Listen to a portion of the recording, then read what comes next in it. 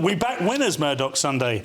Murdoch's sons are ready to give Labour lukewarm endorsement. So Labour will miss out on a full-throated, in inverted commas, endorsement from Rupert Murdoch's newspapers, with Labour leader Keir Starmer expected to win only a lukewarm backing from The Sun. And that's what you might be thinking, maybe you're looking at this thinking, well, that doesn't make any difference. It does, in the sense that The Sun has always, in my lifetime anyway, always been the predictor. And he's saying we only back winners because they do. Yeah. They often jump in and they often jump in later. They take their time and they pick and they go with the win. What is interesting here is that it's only lukewarm, because Labour seem ridiculously far ahead in the polls. But even Rupert Murdoch, the shrewdest of shrewdest people, is saying, I'm not 100% sure. See, now you're sucking up to him as well. But yeah, I mean, lukewarm is so funny because it's such a Starmer word. Like, Blair apparently flew out to meet Murdoch when it was that sort of Sun what won it era.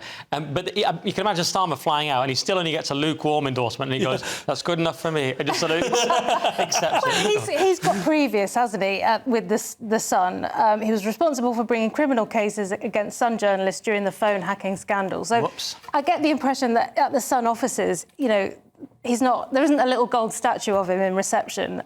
So that's something to get over, isn't it? There's a dartboard instead. Yeah, I mean, yes, but it does make... Do you think it makes a massive difference to have that kind of backing? They claimed it was the Sun what won it, but was it really?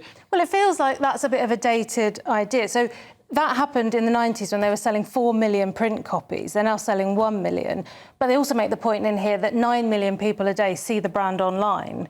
But we see a lot of brands online, don't we? And now we're in the age of... We're flooded with all these different podcasts and channels, and I don't know. Yeah, I'm not too sure. It's a bit like betting on the winner of the 100 metres, 50 metres into the race when you see Usain Bolt just 10 metres in front of everybody else. If you were putting money on it, you'd back Labour based on the polls. But what would be really interesting now is a hung parliament. It would just break politics. There'd be no point in the serious commentator anymore. It would basically be us three sat at the BBC saying, look, those losers are gone. They didn't know what they were talking about. We're in charge now. I think I am pretty serious, but I'll take your point. I mean, do you know what's funny about this? Just finally, it is kind of ironically the mood of the nation. Like you say, they're backing them, but only in a lukewarm way. And isn't that what basically most people in the country do?